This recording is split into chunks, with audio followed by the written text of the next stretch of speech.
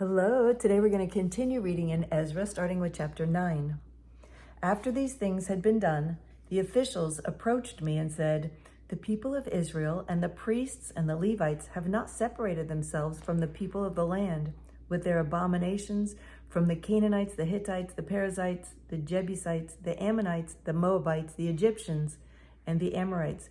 For they have taken some of their daughters to be wives for themselves and for their sons, so that the holy race has mixed itself with the people of the lands.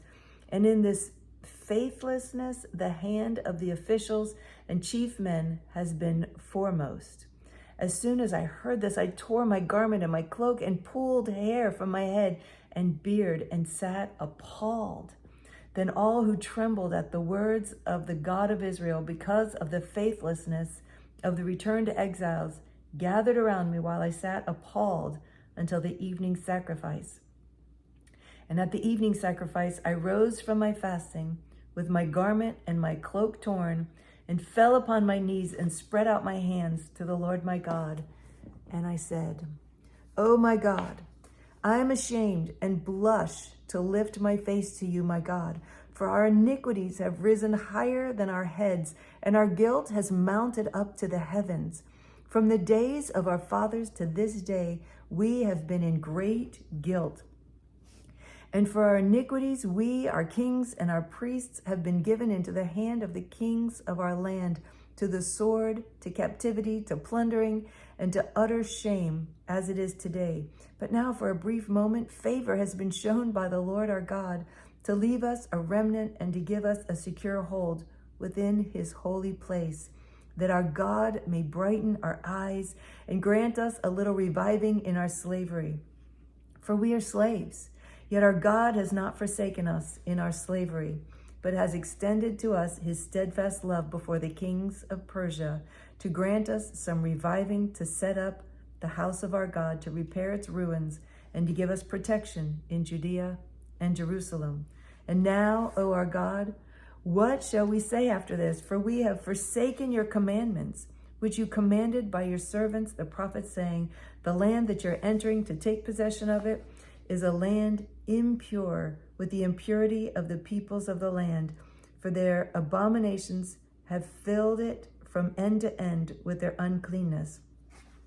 Therefore, do not give your daughters to their sons, neither take their daughters for your sons, and never seek their peace or prosperity, that you may be strong and eat the good of the land and leave it for an inheritance to your children forever.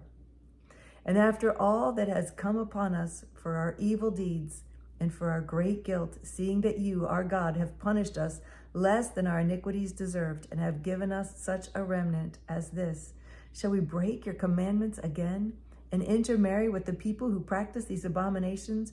Would you not be angry with us until you consumed us, so that there should be no remnant, nor any to escape? O Lord, the God of Israel, you are just, for we are left a remnant that has escaped, as it is today. Behold, we are before you in our guilt, for none can stand before you because of this." Chapter 10. While Ezra prayed and made confession, weeping and casting himself down before the house of God, a great assembly of men, women, and children gathered to him out of Israel, for the people wept bitterly.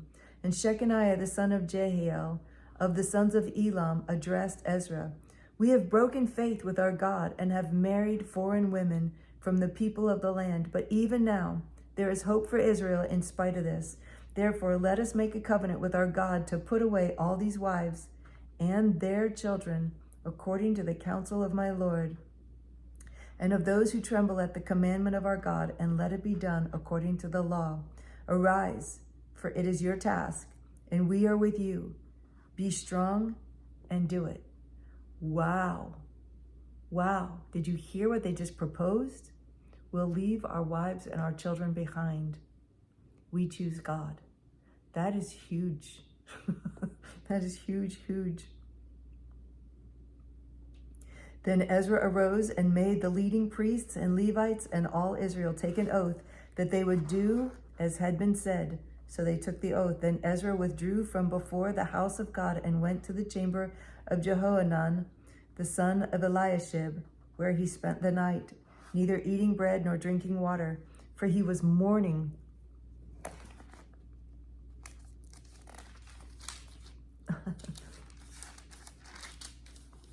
over the faithlessness of the exiles.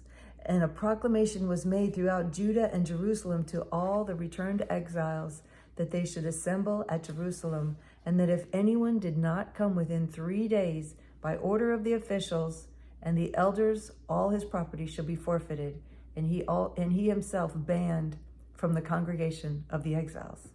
Wow, come now or else. Then all the men of Judah and Benjamin assembled at Jerusalem within the 3 days. It was the 9th month, on the 20th day of the month, and all the people sat in the open square before the house of God, trembling because of this matter and because of the heavy rain. And Ezra the priest stood up and said to them, "You have broken faith and married foreign women, and so increased the guilt of Israel. Now then, make confession to the Lord, the God of your fathers, and do his will. Separate yourselves from the people of the land and from the foreign wives." Then all the assembly answered with a loud voice, "It is so. We must do as you have said. But the people are many, and it is a time of heavy rain. We cannot stand in the open. Nor is this a task for 1 day or for 2, for we have greatly transgressed in this matter. Let our officials stand for the whole assembly. Let all in our cities who have taken foreign wives come at appointed times, and with them the elders and judges of every city, until the fierce wrath of our God over this matter is turned away from us." Only Jonathan, the son of Asahel, and Jahaziel, the son of Tikvah, opposed this. And Meshullam and Sabbathai, the Levites, supported them. Then the returned exiles did so. Ezra the priest selected men, heads of fathers' houses, according to their fathers' houses, each of them designated by name. On the first day of the 10th month, they sat down to examine the matter. And by the first day of the first month, they had come to the end of all the men who had married foreign women. Now there were found some of the sons of the priests who had married foreign women: Messiah, Eleazar, Jerib, Jedaliah, some of the sons of Jeshua, the son of Jozadak, and his brothers. They pledged themselves to put away their wives, and their guilt offering was a ram of the flock for their guilt. Of the sons of Immer, Hanani, Zebediah. Of the sons of Haram, Messiah, Elijah, Shemaiah, Jehiel, Uzziah. And the sons of Pashur, Elionai, Messiah, Ishmael, Nethanel, Jozabad, and Elsa. Of the Levites, Jozabad, Shimi, Kaliah, that is, Kalida, Pethahiah, Judah, and Eleazar. Of the singers, Eliashib. Of the gatekeepers, Shallum, Telem, and Uri. And of Israel, of the sons of Perosh, Ramiah, Isaiah, Malchijah, Jamin, Eleazar, Hashabiah, and Benaiah. Of the sons of Elam, Matthiah, Zechariah, Jehiel, Abdi, Jeremoth, and Elijah. Of the sons of Zatu, Elionai, Eliashib, Mattaniah, Jeremoth, Zabad, and Aziza. Of the sons of Bebai were Jehohanan, Hananiah, Zebai, and Athlai. Of the sons of Bani were Meshullam, Malach, Adai, Jashub, Sheol, and Jeremoth. Of the sons of Pahath, Moab, Adnah, Shelal, Benaiah, Messiah, Madaniah, Bezalel, Binnui, and Manasseh. Of the sons of Haram, Eleazar, Ishna. Okay, and then we just keep reading names and names and names, and I feel like I'm mutilating all the names. And it's sad that they're calling out everyone who married foreign wives. So then the last sentence, there's just one more paragraph of names. Of the sons of all these had married foreign women, and some of the women had even borne children. So that's the end of the reading for today. And tomorrow we pick up in Nehemiah. And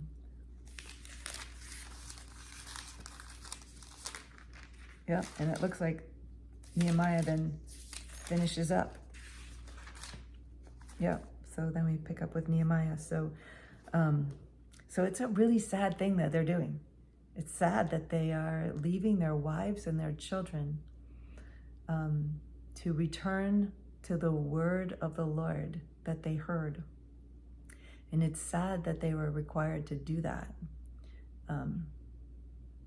It doesn't make sense in our generation, because God tells us today, God tells us to stay married to the wife of your youth. He doesn't prefer one person over another, one nation over another. He loves us all. Every person from every nation is loved by God, and honored by God. And so this doesn't make sense to me. I understand doing what God says and putting away everything, every sin, and that was called sin to them. But it doesn't make sense to me. It's something I'm questioning. It doesn't make sense to me. Knowing the love of God, He loves me. He tells me that every person I see, to look into their eyes and see His love in them. He doesn't say to do that only for the believers. He's telling me personally, every person you see at work, at the grocery store, wherever you go, look in their eyes and see my love, because my love is in every person I created. And I love that. That's so cool. That's so cool. And that's why this isn't making sense to me. But it doesn't all have to make sense. I don't have to understand it. I read the word because I love God. I love God. And I believe that as I read the word, I get more and more wisdom, even though my brain doesn't completely understand this right now. But I know He's imparting His wisdom and His understanding and His love so much as we read. So thank you for joining me as we read, and sorry, and tolerating me as I process this, the things that don't make sense. But thank you for joining me. I love you so much, and I love this time. I look forward to reading with you again tomorrow. Bye.